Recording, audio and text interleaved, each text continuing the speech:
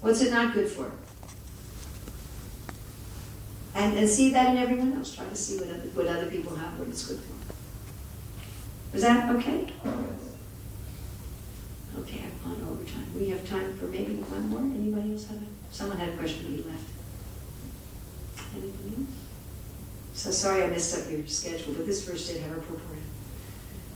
So thank you very much. Yes? Maybe there's a practical one. Like in the kitchen when we, sometimes we cook in the morning and there's like, some devotees suggest there's a like a schedule that you have to do, start with, rice, dal, and then next you go on, it's like by hour, but then, on the other hand, maybe some devotees are better at doing porridge or some other things, so should everyone go homogeneously according to the same schedule, or you do chapati this time from this to... If everybody does everything always the same way at exactly the same time, what's that called? What kind of a place is that? A factory. A factory. A factory is organized by, now we're going to get into organizational theory here. A factory organizational structure is called a machine bureaucracy. Srila Prabhupada said, as soon as you make a bureaucracy, everything will be spoiled. Bhaktisiddhanta Saraswati says, as soon as you have a mechanical system, then your spiritual life becomes, there's no life anymore. So there's, how can I do this like 1 minute? There's 5 main ways of organizing an organization. 5 main ways by which you decide how to do things. So 3 of those ways are mechanical, and 2 of those ways are what we call organic. And Bhaktisiddhanta Saraswati, in his essay on Puchana, said when you have a spiritual institution, it must have life. He said no mechanical system is going to be useful for transmitting spiritual. You cannot have a mechanical system. So the 3 mechanical systems, one of them is you standardize the output. Everybody's rice has to taste exactly the same way.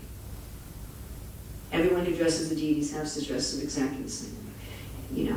The output, every time the curtain opens, the Radharani Deshwas look exactly the same. Could you imagine that? Every time the rice is cooked, it's got to be exactly the same. Or everyone who leads the kirtans, the output, it's got to be exactly the same. We say, however you do it, you can do it any way you like, but you've got to have exactly the same result. That's the standard for what's called a divisional form. Then with the machine bureaucracy, we say the process has to be exactly the same. Everybody has to do exactly the same thing at exactly the same time in exactly the same way. That's machine bureaucracy. Then it was called a professional bureaucracy, is everyone has to get exactly the same kind of training. So that just like if you hire 2 doctors, you want to figure that they have exactly the same skills. So those 3 are mechanical systems. Then the other 2 ways of making sure that things are of a high standard. One is through, so all those are through rules. Those 3 mechanical ways. They have things done through rules. This is the rule book. And according to organizational theory, an organization is dying when their rule book gets bigger and bigger and bigger. So another way is not through rules, but through norms. Through norms means through principles. And this is what's called an organizational cultural theory. This is what's called a clan culture or a family culture. And this is the culture that Srila Prabhupada specifically said that we should have in ISKCON. He specifically said ISKCON should be like a family based on love and trust. So this is a culture based on principles. Not rules, but principles. And if you look at most of the rules, not all, but if you look at most of the rules in the Shastra, you'll find that most of them are actually principles. There are a few things that are rules, for example, especially in rituals. So you can have a few rules for yagyas and deity worship where there's a particular rule, but that's a very limited sphere. You'll find that most of bhakti is not about detailed rules like that most of bhakti is about principles. You should always think of Krishna. How to think of Krishna. How specifically should you think of Krishna? Now, people often try to find a set of rules for chanting japa. First you should do this, then you should do this, then you should do that. But it's not like that. It's a principle. You should think of Krishna. How you think of Krishna, that may depend on you. How you think of And each of the acharyas have given different instructions, and they'll give different instructions at different times. So we do have a limited set of rules. You know, you come in the temple, you ring the bell, you say jai. You have particular, that's a rule. But it just probably says, at least you should just say jai something, you know. Somebody may say jai Jagannath, some people might say jai Prabhupada, some people might say jai Londonishwar. Some people might just say jai.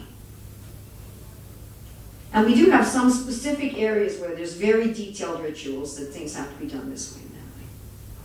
Even then, there's usually some wiggle room. There's usually like a minimum form, right? Minimum form of the ritual and a maximum form of the ritual. Some mantras that are extra, some that are obligatory. So anyway, that's a family structure. And then there's another kind of, the last one is very suitable for a community of only Brahmanas, if you didn't have Kshatriyas, Vaishyas, and Sudras in it, if it was only Brahmanas.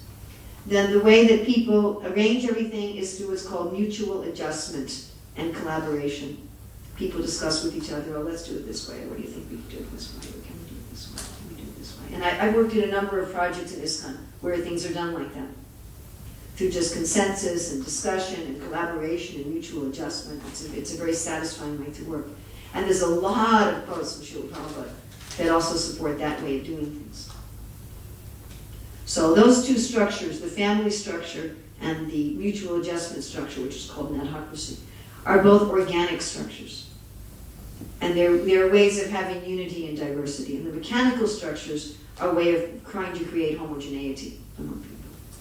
And Bhaktisiddhanta Saraswati said they kill the spiritual system. And Prabhupada also said, if you do things like that, everything, you said that everything will be spoiled. The whole institution will be spoiled.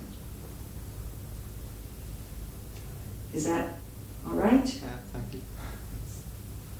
We have a tendency, as conditioned souls, to want to use mechanical systems of organizing things. Because we tend to think that I am matter, and everyone else is matter, and all there is matter.